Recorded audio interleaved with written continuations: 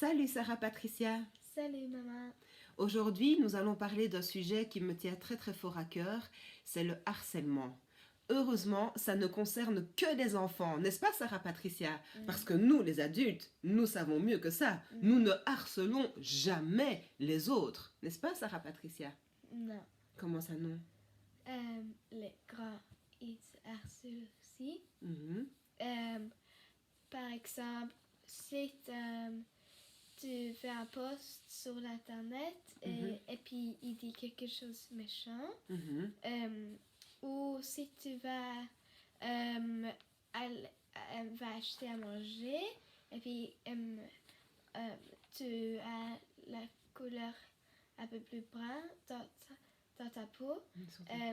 alors quelqu'un blanc peut-être vient te dire que ça rentre dans ton pays Mhm. ou quelque chose comme ça. Et aussi dans le travail, il peut être méchant avec toi si tu as utilisé beaucoup de temps pour devenir faire quelque chose très bien et puis il casse ou il parle derrière ton dos.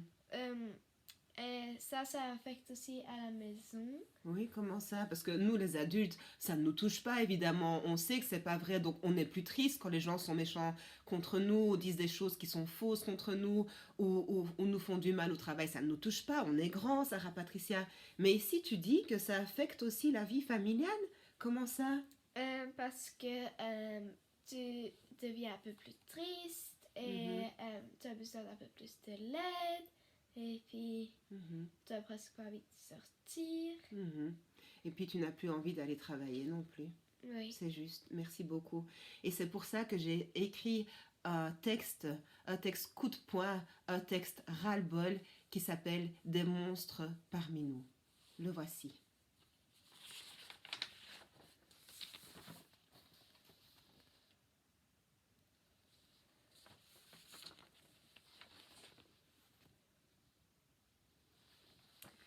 Des monstres parmi nous.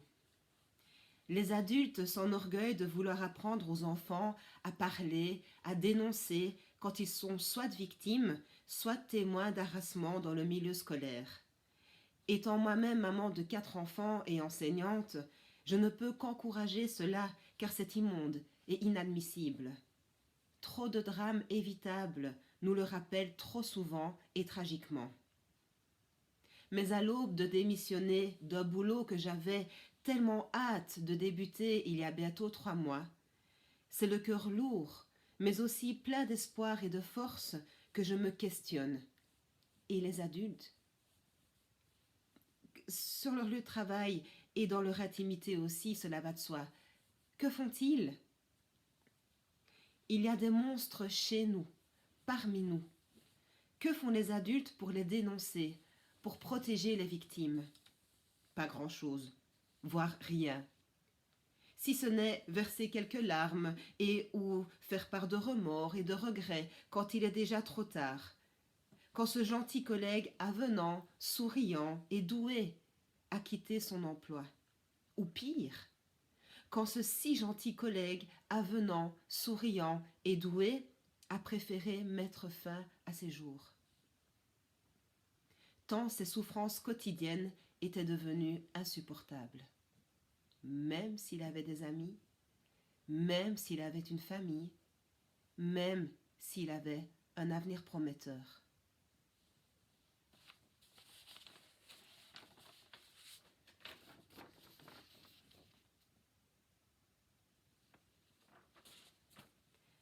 Comment se rencontrent les monstres et leurs victimes? Le monstre, emprisonné dans une blessure narcissique qu'il trimballe depuis sa tendre enfance, a une espèce de coup de foudre pour sa victime, car elle est tout ce qu'il n'est pas. Gentille, avenante, sincère, authentique et surtout pas du tout préparée au type de personnalité complexe et nocive de celui ou de celle qui fera bientôt de sa vie un véritable enfer. Il se peut que le monstre se montre affable au tout début, Mais méfiez-vous, ce n'est pas pour devenir ami ou avoir des relations cordiales avec sa victime. Non, c'est pour mieux l'embobiner, l'anesthésier. Car tout comme une araignée, lentement mais sûrement, il tisse les filets qui se refermeront sur sa proie. Certaines victimes sentiront toutefois très vite le danger et tireront le signal d'alarme en se confiant à un collègue, à un supérieur. Mais dans le monde des adultes, il n'est pas bien vu de mettre en exergue ce que ces derniers préconisent pour le monde des enfants. Dans le monde des adultes, il y a une espèce d'omerta quant à la souffrance psychique et émotionnelle. Il est de bon ton de mettre un sourire sur ce qui blesse, qui perturbe, empêche de vivre dignement et paisiblement. Les appels à l'aide sont parfois entendus, parfois pris au sérieux, parfois ignorés.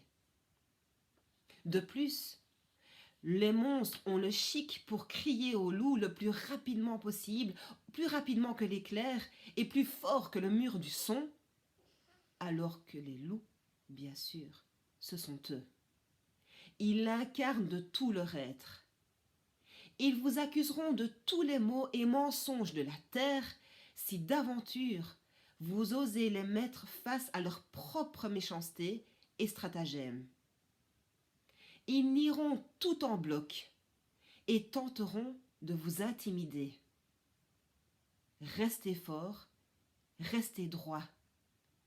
Vous savez qu'ils sont le problème et que vous êtes la solution.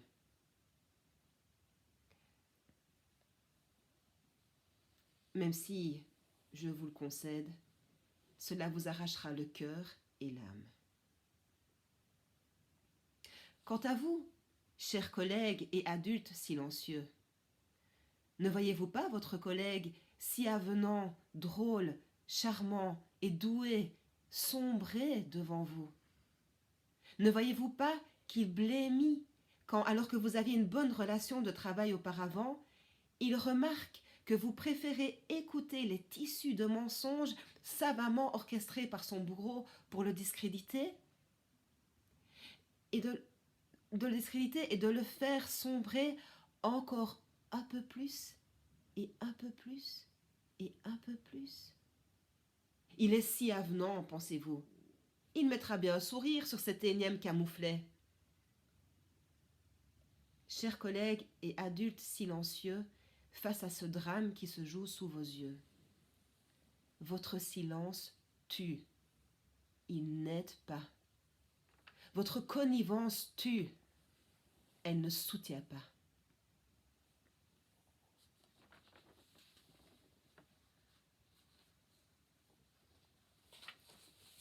Je sais, ce n'est ni chrétien, ni politiquement correct de dire ce que je vais dire, mais je l'assume totalement.